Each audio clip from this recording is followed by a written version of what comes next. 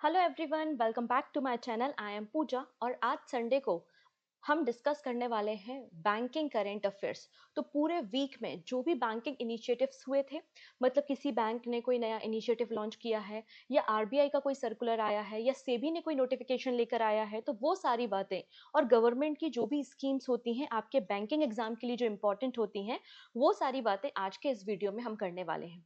तो बेसिकली हमारा topic of discussion रहने वाला है कि 28 अप्रैल से लेकर 3 मई तक के सभी हम बैंकिंग इनिशिएटिव्स को कवर करेंगे। जो आने वाले आपके सभी एग्जाम्स, जितने भी फाइनेंशियल इंस्टीट्यूट के एग्जाम होते हैं, चाहे वो नाबार्ड का है, सेबी का है, आरबीआई ग्रेड बी एग्जामिनेशन है, आईबीपीएस एग्जामिनेशन है या एसबीआई है, अगर आप जनरल अवेयरनेस प्रिपेयर करना चाहते हैं तो ये आपका एक बेस्ट सोर्स, आपको one of the best source आपको देखने को मिलेगा।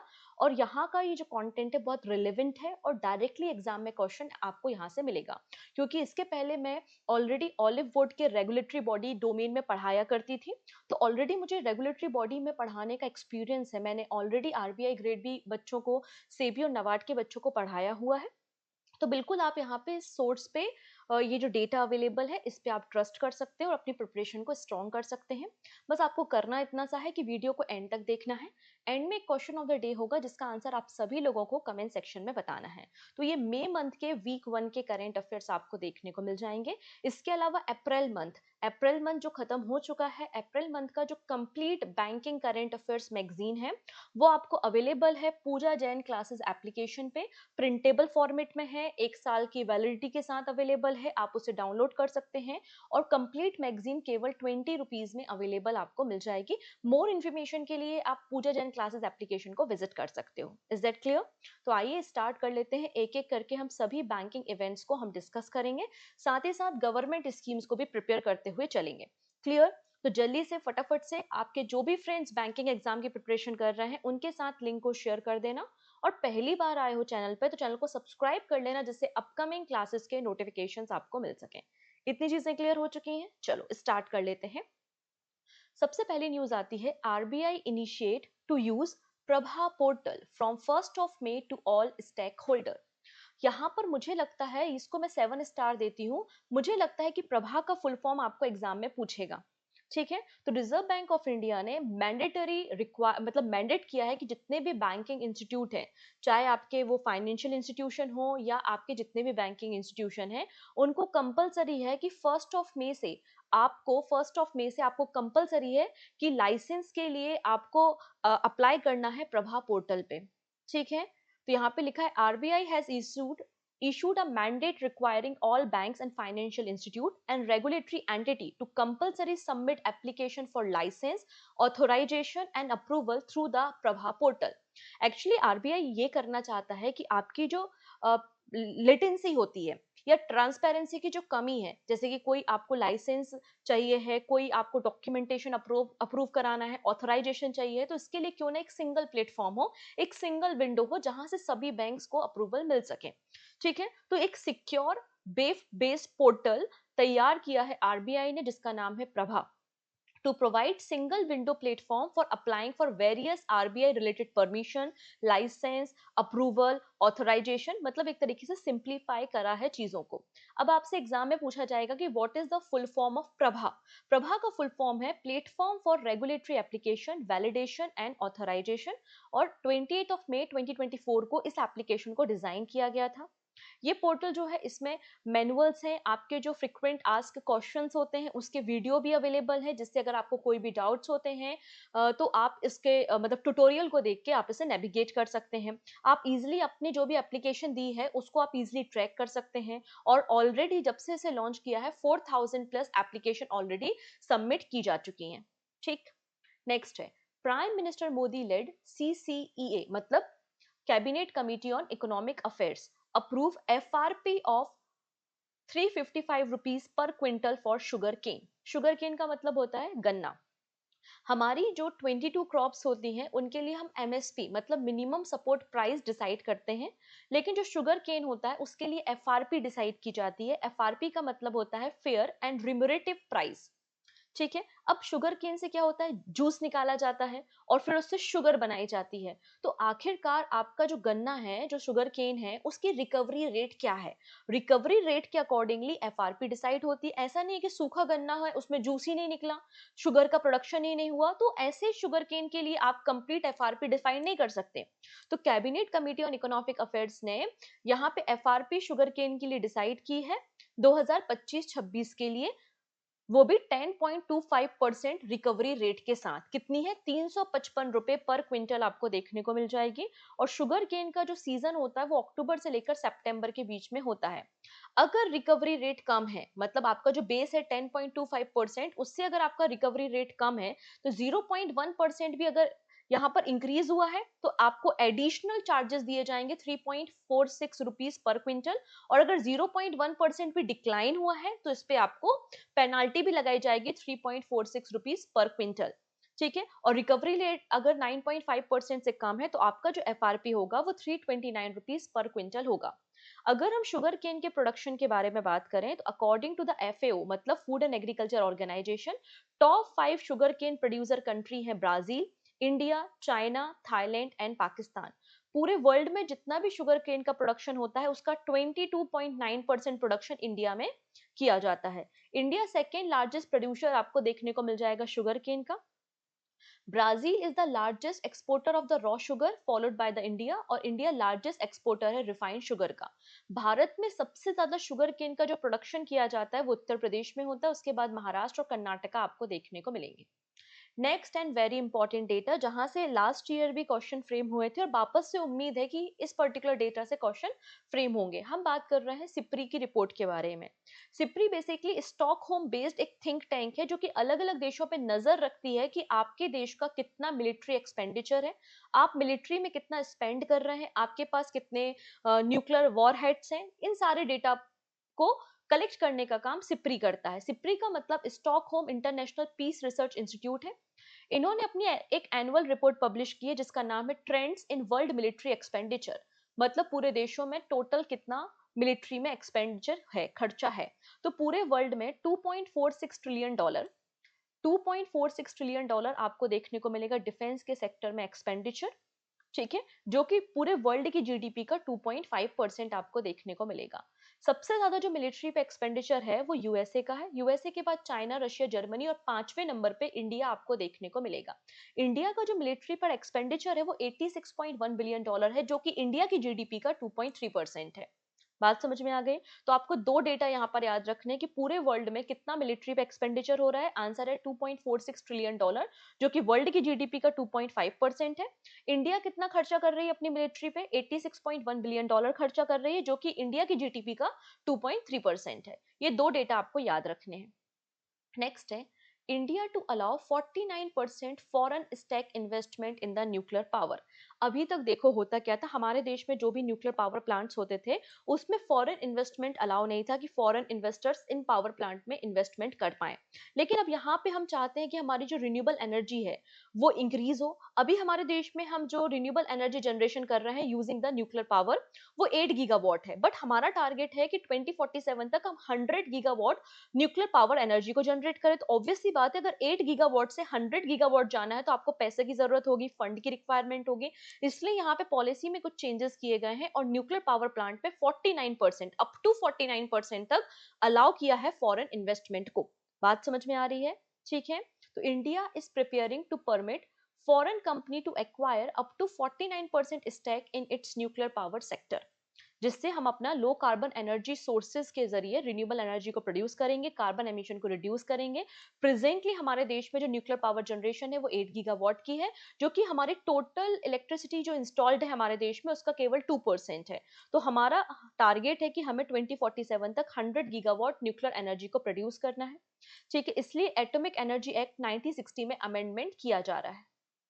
नेक्स्ट है SEBI revise cut off timing for overnight mutual fund. तो यू ओवरनाइट म्यूचुअल फंड एक शॉर्ट टर्म आपके इन्वेस्टमेंट फंड होते हैं जो ओवरनाइट मतलब पूरे रात भर के लिए होते हैं, और उस पे फिर आपको क्या मिलता है? प्रॉफिट मिलता है, या फिर जो लॉसेस होने की प्रोबेबिलिटी रहती है। ऐसा नहीं है कि केवल प्रॉफिट होगा, क्योंकि म्यूचुअल फंड हम सभी को पता है थोड़े से रिस्की तो होते ही हैं। तो सेबी ने यहाँ पर जो कट ऑफ टाइमिंग है फॉर ओवरनाइट म्यूचुअल फंड उसको रिवाइज किया है, और ये जो रिवीजन है वो 1 जून 2025 से अप्लाई किया जाएगा 1 जून 2025 से। अब आप यहाँ पे जब म्यूचुअल फंड में इन्वेस्टमेंट करते हैं तो आप ऑनलाइन मोड भी होता है और ऑफलाइन मोड भी होता है। तो ऑफलाइन मोड या फिजिकल मोड के लिए देखो क्या बोला गया है, अगर आप जैसे कि मैंने म्यूचुअल फंड में इन्वेस्टमेंट किया और जो भी मैंने इनकम की है, जो भी मुझे प्रॉफिट हुआ है, मैं रिडम्पशन चाहती हूँ, मतलब मैं म्यूचुअल फंड को बाहर निकालना चाहती हूँ, अपना जो पैसा है बाहर निकालना चाहती हूँ, तो मैं रिडम्पशन के लिए क्या करती हूँ, रिक्वेस्ट डालती हूँ। तो रिक्वेस्ट डालने का भी अपना एक टाइमिंग होता है।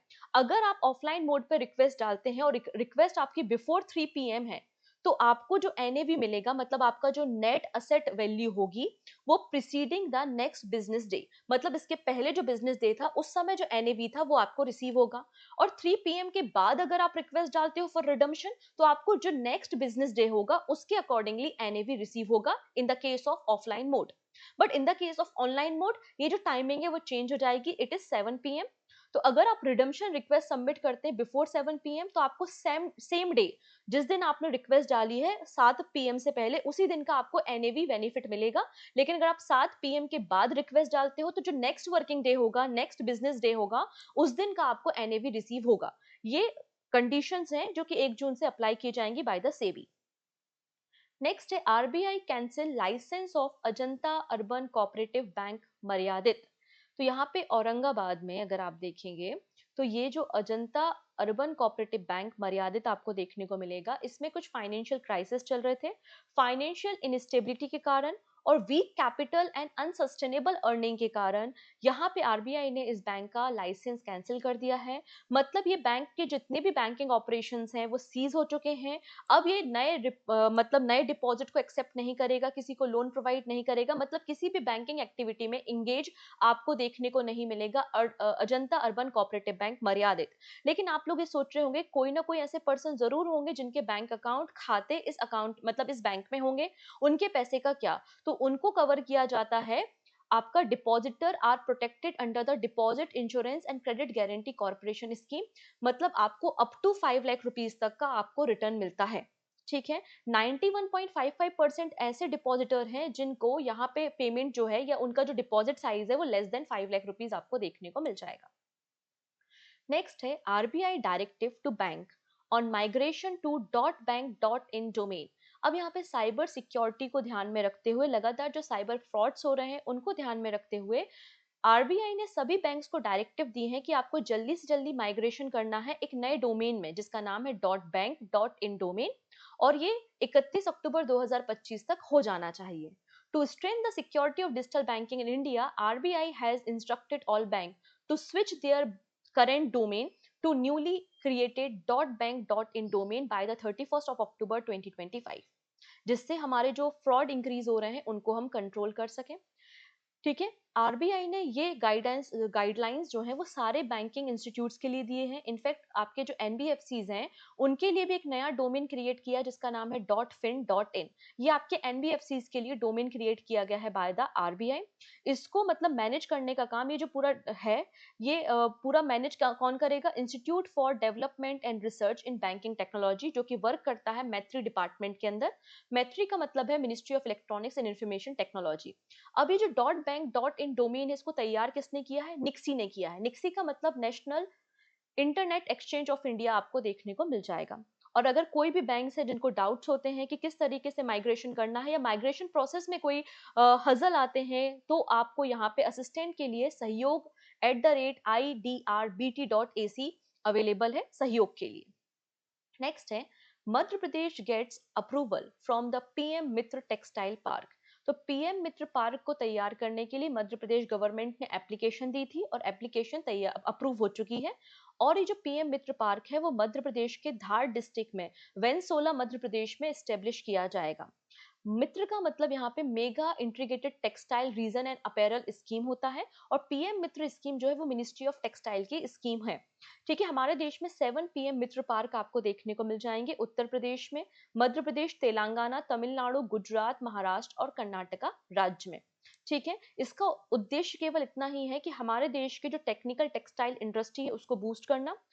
एंड इन्वेस्टर्स को अट्रैक्ट करना और लोकल जो हमारी वैल्यू चेन है उसको इंक्रीज करना। ये हमारे 5F विजन पे काम करता है, farm to fibre to factory to fashion to foreign. Ministry of textile की स्कीम है पीएम मित्र, इसके लिए 4445 करोड़ रुपीस का बजट है for the period of 7 year, मतलब 27-28 तक के लिए। क्लियर है? चलिए फर्दर डिस्कशन हम करेंगे, लेकिन उसके पहले मैं आपको बताना चाहती हूँ कि आज मॉर्निंग में मैंने आप लोगों के लिए एक और वीडियो शेयर किया था जिसमें मैंने पूरे वीक के टॉप 80 एमसीक्यू डिस्कस किए हैं विद ऑल वन लाइनर्स।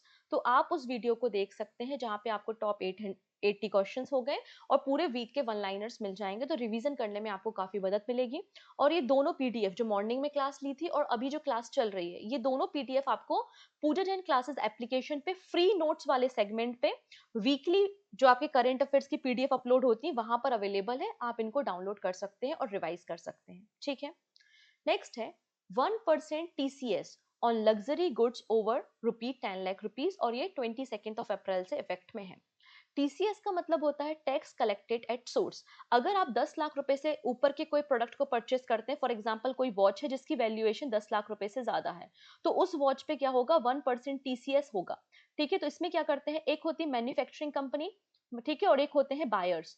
तो यहाँ पे जो मैन्युफैक्चरिंग कंपनी है उसको सबमिट करना होता है कि वो गवर्नमेंट ऑफ इंडिया को 1% टीसीएस दे, लेकिन ये कंपनी खुद तो सबमिट नहीं करेगी, ये किससे लेगी, ये जो बायर है इससे पैसा लेगी और फिर गवर्नमेंट को सबमिट करेगी। तो इसको हम क्या कहते हैं, आपका टैक्स कलेक्टेड एट सोर्स। तो इंडियन गवर्नमेंट ने कहा है कि अगर आप ऐसे कोई लग्जरी गुड्स लेते हैं जिनकी valuation more than 10 lakh rupees है, तो आपको एडिशनल 1% टीसीएस देना पड़ेगा। और ये information central board of direct tax ने दी है under the section 206C of income tax act. ठीक है, ये बात आपको याद रखनी है। Now this is important, India's record cargo movement on inland waterway in FY 24-25। तो हमारे देश में पहले, मतलब जब 2013-14 की बात करेंगे तो उस समय हमारे देश में केवल 5 इनलैंड वाटरवेज थे, लेकिन आज अगर आप कंडीशन देखोगे तो हमारे देश में 111 इनलैंड वाटरवेज आपको मिलेंगे। इनलैंड वाटरवेज की मदद से हम कार्गो को ट्रांसमिट करते हैं, अपने प्रोडक्ट को ट्रांसपोर्ट करते हैं। तो 2024-25 में हमारा जो इनलैंड वाटरवे से कार्गो मूवमेंट हुआ है वो 145.5 मिलियन मैट्रिक टन का आपको देखने को मिल जाएगा। ठीक है, ये बात यहाँ पर मेंशन की गई है, आप देख सकते हैं 2013-14 में केवल 18 मिलियन मैट्रिक टन था और 2024-25 में ये 145.5 मिलियन मैट्रिक टन है। बट हमारे टारगेट्स कुछ और भी हैं। हमारे टारगेट है कि हमें 200 मिलियन टन कार्गो मूवमेंट करना है, कब तक, 2030 तक, और 500 मिलियन टन हमें करना है कब तक, 2047 तक। ये हमारे कुछ टारगेट्स आपको देखने को मिल जाएंगे। हमारा जो इनलैंड वाटरवे में कार्गो मूवमेंट हो रहा है उसमें ग्रोथ ईयर ऑन ईयर 9.34% की है। हम इनलैंड वाटरवेज की मदद से कोल, आयरन ओर वगैरह को एक्सपोर्ट करने का काम करते हैं और 1.6 करोड़ पैसेंजर मूवमेंट हर साल यहाँ पर देखने को मिल रहा है। नेक्स्ट है मिशन अन्वेषण। अब सेंट्रल गवर्नमेंट ने यहाँ पे मिशन अन्वेषण को एक्सटेंड किया है। इस मिशन अन्वेषण के अंदर हम क्या करेंगे, 2D सर्वे करेंगे हमारे देश में जो ऑयल फील्ड्स हैं और जो गैस रिजर्व्स हैं, गैस डिपॉजिट्स हैं, उनका पता लगाने के लिए सिस्मिक सर्वे किया जाएगा। क्लियर है? इस स्कीम, ये जो स्कीम है वो 2026 में कंक्लूड हो रही थी, लेकिन इसको कंटिन्यूअसली 2027 तक के लिए एक्सटेंड कर दिया गया है।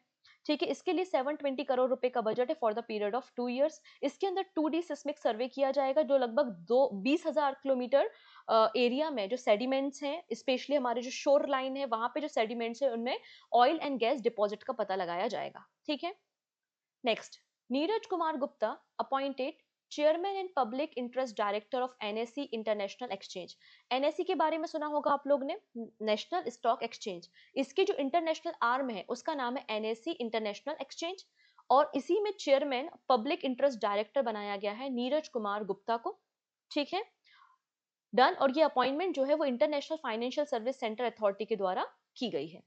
ठीक, नेक्स्ट, अब इसको मैं अगेन 7 स्टार मेंशन करती हूँ कि आप लोगों को पता होगा, जो लोग आरबीआई वगैरह के पेपर देते हैं, जो रेगुलेटरी बॉडी एग्जाम के पेपर देते हैं, उनको पता है कि अक्सर एग्जाम में आपको वर्ल्ड बैंक की रिपोर्ट से क्वेश्चन आ रहे हैं।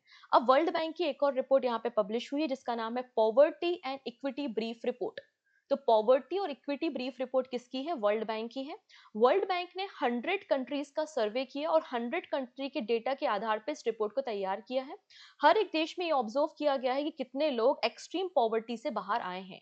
तो पिछले 10 सालों में, मतलब पिछले 10 सालों में हमारे देश में, भारत में लगभग 17.1 करोड़ लोग जो हैं वो एक्सट्रीम पॉवर्टी से बाहर आए हैं, अत्यधिक गरीबी से बाहर आए हैं।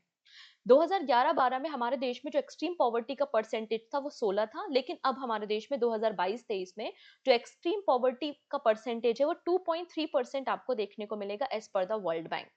ठीक है। अब इसमें और क्या बातें मेंशन की गई हैं? सबसे पहले इन्होंने पॉवर्टी लाइन डिफाइन की है कि कैसे आपने बताया कि ये पर्टिकुलर पर्सन है एक्सट्रीम पॉवर्टी में आता है, ये पर्टिकुलर पर्सन है जो लोअर मिडिल इनकम कैटेगरी में आता है, तो उसके लिए आपने एक टाइमलाइन बताई है। तो एक्सट्रीम पॉवर्टी में वो लोग आते हैं जिनकी जो पर डे इनकम होती है वो 2.15 रुपीज $2.15 पर डे से कम है, तो उसे हम एक्सट्रीम पॉवर्टी लाइन कहते हैं। ऐसे पर्सन जिनकी earning less than $3.65 per day से कम है, वो आपके लोअर मिडिल इनकम कैटेगरी में आते हैं। और ऐसे पर्सन जिनकी पर डे की इनकम $6.85 पर डे है से कम है, तो उसको हम अपर मिडिल इनकम कैटेगरी में शामिल करते हैं as per the world bank. तो एक्सट्रीम पॉवर्टी के लिए इन्होंने कहा है कि मतलब आपके जो पर डे का रेट है, पर डे आप जो कमा रहे हैं वो 2.15 पर डे डॉलर से कम है, तो आप एक्सट्रीम पॉवर्टी से हैं। तो हमारे देश में 2.3% लोग जो है वो एक्सट्रीम पॉवर्टी में रहते हैं, और लगभग 10 सालों में 17.1 करोड़ लोग जो है वो एक्सट्रीम पॉवर्टी से बाहर आए हैं। अगर हम रूरल एरिया में देखते हैं तो 2.8% आपको मिल जाएगा, और अर्बन एरिया में आपको 1.1% एक्सट्रीम पॉवर्टी देखने को मिल जाएगी। Now poverty in the lower middle income, तो यहाँ पे लोअर मिडिल इनकम में आपको 28.1% पॉवर्टी देखने को मिल जाएगी। टॉप 5 स्टेट जहाँ पे सबसे ज्यादा आपको पॉवर्टी देखने को मिलेगी और पॉवर्टी से लोग बाहर आए हैं, उत्तर प्रदेश, महाराष्ट्र, बिहार, वेस्ट बंगाल और मध्य प्रदेश है। नेक्स्ट, उड़ान scheme completes 8 year of success. अब देखो, उड़ान स्कीम जो है वो हमने 21 अक्टूबर 2016 में 2016 में लॉन्च की थी। और उड़ान स्कीम के अंदर, उड़ान का मतलब होता है उड़े देश का आम नागरिक। लास्ट ईयर जो आरआरबी के मेंस के इंटरव्यूज हुए थे उसमें उड़ान का फुल फॉर्म पूछा गया था, तो बड़ा आसान सा क्वेश्चन था। उड़ान का मतलब होता है उड़े देश का आम नागरिक। 21 अक्टूबर 2016 को इस स्कीम को लॉन्च किया गया था। और उड़ान के अंदर जो पहली फ्लाइट रन हुई थी वो शिमला से दिल्ली के बीच में हुई थी। कब? 27 अप्रैल 2017 में। तो इसके 8 साल कंप्लीट हो चुके हैं। अभी तक 8 सालों में हमने 625 उड़ान रूट्स को ऑपरेशनल किया है, 90 एयरपोर्ट्स को ये कनेक्ट करते हैं, और हमने अभी तक 1.49 करोड़ पैसेंजर्स को अफोर्डेबल फ्लाइट फैसिलिटी प्रोवाइड की है। 2014 में हमारे देश में 74 एयरपोर्ट्स थे, लेकिन अब 2024 में हमारे देश में 159 एयरपोर्ट्स आपको देखने को मिल जाएंगे। इसके अलावा हमारे जो कनेक्टिविटी है, जो एयर कनेक्टिविटी है, उसको और स्ट्रॉन्ग करने के लिए हमने 4000 crore rupees visibility gap funding से भी दिए हैं। साथ ही साथ अफोर्डेबल यात्रा के साथ साथ अफोर्डेबल कैफे की शुरुआत भी की है, जिसका नाम है उड़ान यात्री कैफे। उड़ान यात्री कैफे अभी कोलकाता और चेन्नई में शुरू किया गया है, फर्दर इसको एक्सपांड किया जा रहा है। एंड कृषि उड़ान स्कीम भी हमने शुरू की है, जिसमें ये किसानों की मदद करता है, मतलब एक cost effective air logistic facility provide करता है, specially in north eastern states, hilly areas and the other tribal areas. ठीक। नेक्स्ट है a report of global trade outlook and statics 2025। किसकी रिपोर्ट है ये रिपोर्ट है डब्ल्यूटीओ की, वर्ल्ड ट्रेड ऑर्गेनाइजेशन। तो डब्ल्यूटीओ की रिपोर्ट है global trade outlook and statics report. ये रिपोर्ट बताती है कि दुनिया भर में आपका ट्रेडिंग किस तरीके से हो रही है, आपका इंपोर्ट एक्सपोर्ट किस तरीके से हो रहा है, किस तरीके से वर्ल्ड की ग्रोथ हो रही है। ये सारी बातें इस रिपोर्ट में पब्लिश की जाती हैं। अब इस रिपोर्ट में कहा है जिस तरीके से अमेरिका ने अलग अलग देशों पर रेसिप्रोकल टैरिफ्स लगाए हैं, और उसका रिप्लाई भी अलग अलग देशों ने किया है, तो उसके कारण हमारा जो इंटरनेशनल मार्केट है वो थोड़ा सा डिस्टर्ब हो गया है। और डिस्टर्ब होने के कारण जो मर्चेंडाइज हम ट्रेड करते हैं, तो ट्रेडिंग में 0.2% का डिक्लाइन आपको देखने को मिल रहा है। ये बात यहाँ पर मेंशन की गई है। अगर इंडिया के रिस्पेक्ट में बात करें तो इंडिया का जो मर्चेंडाइज एक्सपोर्ट है वो 14 पोजीशन पे पहुंच चुका है, और हम दुनिया भर का मतलब 2.2% शेयर होल्ड करते हैं। इंडिया का जो मर्चेंडाइज इंपोर्ट है वो 7th पोजीशन पे है। इंडिया का जो कमर्शियल सर्विस एक्सपोर्ट है वो 6 पोजीशन पे, और कमर्शियल सर्विस इंपोर्ट जो है वो अनचेंज आपको देखने को मिल जाएगा। डब्ल्यूटीओ वर्ल्ड ट्रेड ऑर्गेनाइजेशन एक इंटरनेशनल बॉडी है, जिसका formation under the Marquez agreement 1995 में किया गया था। ठीक है। वर्ल्ड बैंक का हेडक्वार्टर जेनेवा में मिल जाएगा, और वर्ल्ड बैंक हर साल काफी सारी रिपोर्ट्स पब्लिश करता है, जैसे कि world trade report, global trade outlook and statics report and aid for trade in action report. Clear? Next, India's first certified green municipal bond. तो पहली बार अंडर द स्वच्छ भारत मिशन अर्बन गाजियाबाद ने इंडिया का पहला certified green municipal bond issue किया है और इसके जरिए ये 150 करोड़ रुपए फंड को रेज करेगी और इस फंड का इस्तेमाल जो सीवेज ट्रीटमेंट प्लांट है उसमें किया जाएगा। तो देखिएगा हमारी जो म्युनिसिपालिटीज होती हैं, अगर उनको फंड की जरूरत होती है तो वो बॉन्ड लेकर आती हैं और अगर उस बॉन्ड का इस्तेमाल हम सस्टेनेबिलिटी के लिए करें तो उसे हम ग्रीन बॉन्ड कहते हैं। तो municipal bond is a debt instrument issued by the urban local bodies, ठीक है, to finance infrastructure and public service project. और ग्रीन म्युनिसिपल बॉन्ड्स वो होते हैं जो कि जिस पैसे का इस्तेमाल आप रिन्यूएबल एनर्जी, वाटर ट्रीटमेंट जैसे प्रोजेक्ट में करें। तो यहाँ पे आप देख रहे हैं कि गाजियाबाद ने इंडिया का पहला certified green municipal bond issue किया है, जिसकी मदद से 150 करोड़ रुपए फंड को रेज करेगी और उस फंड का इस्तेमाल सीवेज ट्रीटमेंट प्लांट में किया जाएगा। यहाँ पे हमारे देश में एक आर्टिकल भी है जिसका नाम है आर्टिकल 243W। इंडियन कॉन्स्टिट्यूशन में मेंशन किया गया है कि जो हमारे देश की अर्बन लोकल बॉडीज हैं वो वाटर सप्लाई, सैनिटेशन और वेस्ट मैनेजमेंट के लिए काम करेंगी और जरूरत पड़ेगी तो फंड को भी रेज कर सकती हैं। एंड गाजियाबाद को 2024-25 में best municipal treated water award भी मिल चुका है। अब ये सारी जो घटनाएं हो रही हैं वो अंडर द अर्बन स्वच्छ भारत मिशन अर्बन के अंदर हो रही हैं। और स्वच्छ भारत मिशन अर्बन को हमने 2 अक्टूबर 2014, 2 अक्टूबर 2014 को शुरू किया था, जो कि ministry of housing and urban affairs के अंदर काम करता है। नेक्स्ट है एनवीडियाज $500 बिलियन इन्वेस्टमेंट। तो यहाँ पे 1 मई 2025 में एनवीडिया ने क्या किया है, $500 बिलियन का इन्वेस्टमेंट किया है अमेरिका में। अभी तक एनवीडिया जो अपनी मैन्युफैक्चरिंग यूनिट लगाता था, जो चिप मेकिंग कंपनीज बनाता था, वो ताइवान में बनाता था, लेकिन यहाँ पर एक मेजर शिफ्ट देखा गया है और अब यहाँ पे एनवीडिया ने एआई चिप मेकिंग के लिए $500 बिलियन इन्वेस्टमेंट किया है अमेरिका में। और एनवीडिया के जो सीईओ हैं उनका नाम है जेनसेन हुआंग। ये आपको सीईओ देखने को मिलेंगे। ठीक, यहाँ तक का मामला क्लियर हो रहा है? अगर यहाँ तक की बातें आपको समझ में आ रही हैं, सारी चीजें क्लियर हो रही हैं, तो फटाफट से वीडियो को लाइक कर दो और वीडियो को लाइक करने के साथ साथ शेयर भी कर दो अपने फ्रेंड्स के साथ, ठीक है? चलो, नाउ बात करेंगे 3 मई। 3 मई को वर्ल्ड प्रेस फ्रीडम डे था और इस दिन वर्ल्ड प्रेस फ्रीडम इंडेक्स को रिलीज किया गया। World press freedom index reporters without border के द्वारा पब्लिश किया जाता है। इसमें जर्नलिज्म को कितनी इंडिपेंडेंस है अलग अलग देशों में, उसके आधार पे 180 देशों का सर्वे किया गया और इस रिपोर्ट को तैयार किया गया। इसमें आप देखेंगे टॉप कंट्री नॉर्वे है और बॉटम पे एरिट्रिया मिल जाएगा। 180 देशों में इंडिया की पोजीशन 151 है और इंडिया का स्कोर 32.96 आपको देखने को मिल जाएगा। ठीक है जी, इतनी चीजें। यहाँ पे जो रिपोर्ट पब्लिश की जाती है, जो वर्ल्ड प्रेस फ्रीडम इंडेक्स है, इसके 5 पैरामीटर्स हैं: political context, legal framework, economic context, social culture context and security. In 5 parameter पे इस रिपोर्ट को पब्लिश किया जाता है। नेक्स्ट है केयर एज स्टेट रैंकिंग 2025। अब केयर रेटिंग लिमिटेड ने केयर एज स्टेट रैंकिंग 2025 को तैयार किया है। इस रिपोर्ट में बताया गया है कि अलग अलग जो हमारे राज्य हैं, अलग अलग राज्यों ने किस तरीके से उनका इकोनॉमी परफॉर्मेंस है, किस तरीके से उनका जो अनएम्प्लॉयमेंट रेट कितना है, फिजिकल मैनेजमेंट कितना है, फिजिकल डेफिसिट कितना है, सोशल डेवलपमेंट आप कितना कर रहे हो, गवर्नेंस में आप किस तरीके से आगे हो। तो ये कुछ पैरामीटर्स हैं जिसके बेसिस पे केयर एज स्टेट रैंकिंग 2025 को पब्लिश किया गया है और इस रेटिंग का ये सेकंड आपको एडिशन देखने को मिलेगा, मतलब सेकंड टाइम इस तरीके की रिपोर्ट को पब्लिश किया गया है। ठीक है, जिसमें 7 की पिलर को मॉनिटर किया जाता है: economic performance, physical management, infrastructure development, financial sector growth, social development, governance quality और एनवायरमेंटल सस्टेनेबिलिटी। अब यहाँ पे जो बड़े राज्य हैं उसमें आपको महाराष्ट्र टॉप पर मिलेगा, महाराष्ट्र के बाद गुजरात और कर्नाटका है। अगर बात करें बॉटम राज्यों के बारे में तो बॉटम पे बिहार, झारखंड और मध्य प्रदेश देखने को मिलेगा। जो स्मॉलर स्टेट है उसमें आपको गोवा टॉप पर देखने को मिलेगा, गोवा के बाद उत्तराखंड और सिक्किम है। ठीक है, अब यहाँ पे सब्जेक्ट वाइज भी डेटा है, जैसे कि मैंने ये 7 सब्जेक्ट्स आपको बताए ना, इन 7 सब्जेक्ट के अकॉर्डिंगली भी रैंकिंग की गई है। सबसे पहले इकोनॉमी परफॉर्मेंस, तो इकोनॉमी परफॉर्मेंस में टॉप पर है गुजरात। गुजरात का जो पर कैपिटा है वो बहुत ज्यादा है, एफडीआई इनफ्लो भी इनका ज्यादा है, तो गुजरात फर्स्ट नंबर पे है, कर्नाटक और महाराष्ट्र सेकंड थर्ड पे है। वहीं अगर हम ग्रुप बी या स्मॉलर स्टेट की बात करें तो सिक्किम फर्स्ट नंबर पे आपको मिल जाएगा। एनवायरमेंटल रैंकिंग जिन्होंने सबसे ज्यादा रिन्यूएबल एनर्जी प्रोड्यूस की है तो उसमें कर्नाटका राज्य टॉप पर है और छोटे राज्यों में हिमाचल प्रदेश है। गवर्नेंस रैंकिंग, किस राज्य का गवर्नेंस सबसे अच्छा है, तो आंध्र प्रदेश टॉप पर है, वहीं ग्रुप बी में उत्तराखंड आपको टॉप पर देखने को मिल जाएगा। इंफ्रास्ट्रक्चर में पंजाब हरियाणा टॉप पर है, वहीं छोटे राज्यों में गोवा टॉप पर है। सोशल रैंकिंग में केरला टॉप पर है, छोटे राज्यों में गोवा और मिजोरम टॉप पर है।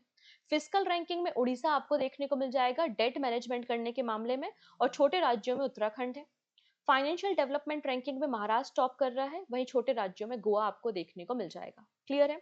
चलिए फर्दर डिस्कशन करेंगे। उसके पहले मैं आपको बताना चाहती हूँ कि यहाँ पे अप्रैल मंथ की एक और करंट अफेयर्स की मैगजीन है, जिसमें अप्रैल मंथ में जो भी हमने सीखा है, जितने भी करंट अफेयर्स हमने पढ़े हैं, वो सभी करंट अफेयर्स आपको वन लाइनर के फॉर्मेट में अवेलेबल है, और सारे के सारे करंट अफेयर्स पे बेस्ड आपको टॉप 300 एमसीक्यू इसमें देखने को मिल जाएंगे। तो 300 एमसीक्यू प्लस वन लाइनर आपको यहाँ पे देखने को मिलेगा इस मैगजीन में। और ये मैगजीन पूजा जैन क्लासेस एप्लीकेशन पे अवेलेबल है, 1 ईयर की वैलिडिटी के साथ अवेलेबल है। आप इसे प्रिंट आउट निकाल सकते हैं, आप इसे डाउनलोड कर सकते हैं। मोर इन्फॉर्मेशन के लिए आप एप्लीकेशन को विजिट कर लेना, ठीक है। नेक्स्ट है आरबीआई लॉन्च 3 की सर्वे फॉर मॉनेटरी पॉलिसी इनपुट। अब देखिएगा जून मंथ में मॉनेटरी पॉलिसी कमेटी की मीटिंग होने वाली है, और मीटिंग होने से पहले आरबीआई 3 सर्वे करा रही है। इन तीनों सर्वे के माध्यम से बेसिकली अर्बन एरिया में और रूरल एरिया में, ठीक है, कितना अनएम्प्लॉयमेंट रेट है, कितना इन्फ्लेशन है, इन्फ्लेशन के कारण यहाँ पे जो फैमिली है उन पे क्या प्रभाव पड़ रहा है, जो फैमिली है उनकी इनकम कितनी है, वो सारी बातें यहाँ पे कैलकुलेट की जाएंगी।